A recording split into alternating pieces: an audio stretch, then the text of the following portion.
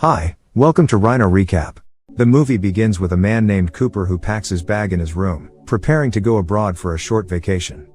He silently leaves his house and several times ignores his mother's phone calls. He travels the world, starting from India, Australia, Dubai, and many more, making as many memories as he can. In London, he feels jealous seeing a couple kiss in front of him, thus he installs a dating app and starts looking for girls until he finds a young woman named Sonia. That night, he meets her, who turns out to be a technology journalist, in a bar where he reveals his real purpose of traveling around the world is to get away from the family home.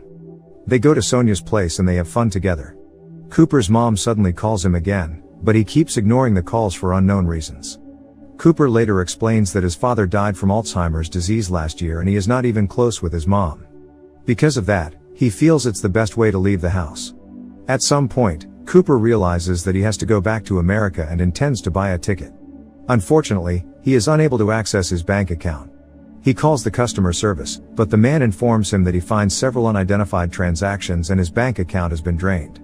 He becomes desperate and has nowhere to go, therefore he goes back to Sonia's place.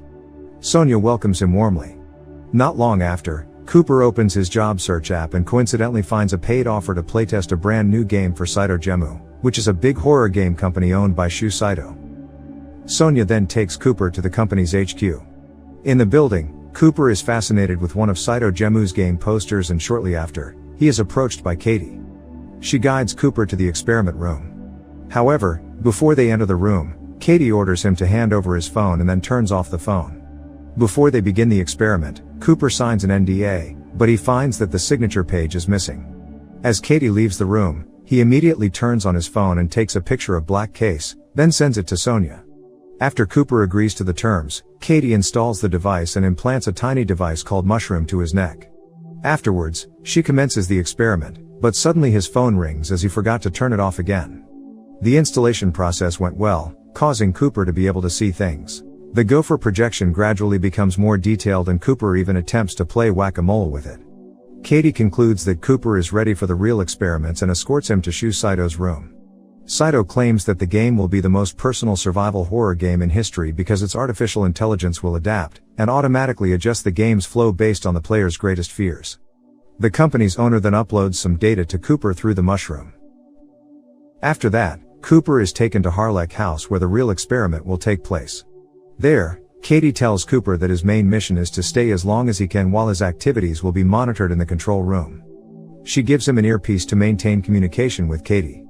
She informs him that the emerging things won't harm him as they are just a projection. After Katie leaves him alone, Cooper explores the house where he eventually finds a bottle of wine. He is amazed with the craftsmanship of the house's stuff while keeps talking to Katie through the earpiece. While he is reading a book, suddenly a spider emerges and scares him. He eliminates the spider, only to find out that it is just another projection.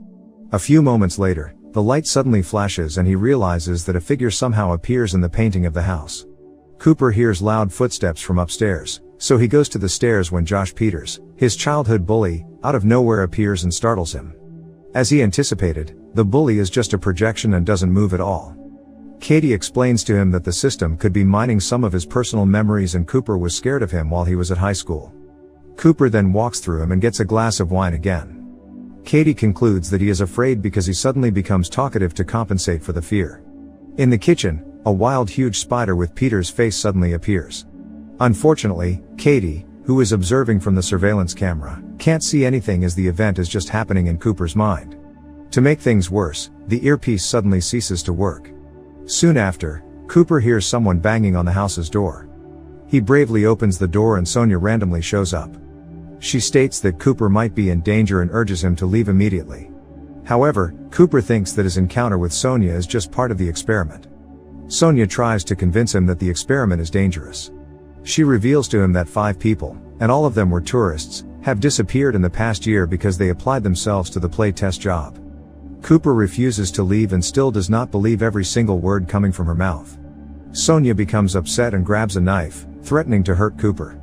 She manages to stab him and they fight for a moment. Getting cornered, Cooper then impales her on a knife lodged through his shoulder and the knife and Sonia suddenly disappear. The earpiece starts working again and Cooper goes crazy because Sonia and the fight feel so real for him. Katie makes it clear that physical sensation shouldn't be possible, but Cooper refuses to continue the experiment anymore. Katie leads him to an upstairs room where Katie and Saito appear to terminate the experiment. However, there's a malfunction that prevents the experiments from stopping. Saito apologizes to him and asks the men to bring Cooper to the others. Cooper screams in fear and eventually awakens in Saito's office. Katie immediately removes the mushroom while revealing that the experiment only lasted for 1 second. Afterwards, Cooper flies back to America and returns to his house, only to find that his mother can't even recognize him anymore and is still trying to call her son. The scene then moves back to the very first experiment room where Cooper repeatedly yells for his mom as the mushroom kills him because the phone unexpectedly rings. Saito comes to the room and they conclude that the phone's signal interfered with the upload process, causing all of Cooper's synapses in his brain to light up at the same time and killing him in less than a second. They then put Cooper's dead body into a body bag and now his mom will never know his son's whereabouts. Thanks for watching, subscribe for more such videos. See you next time.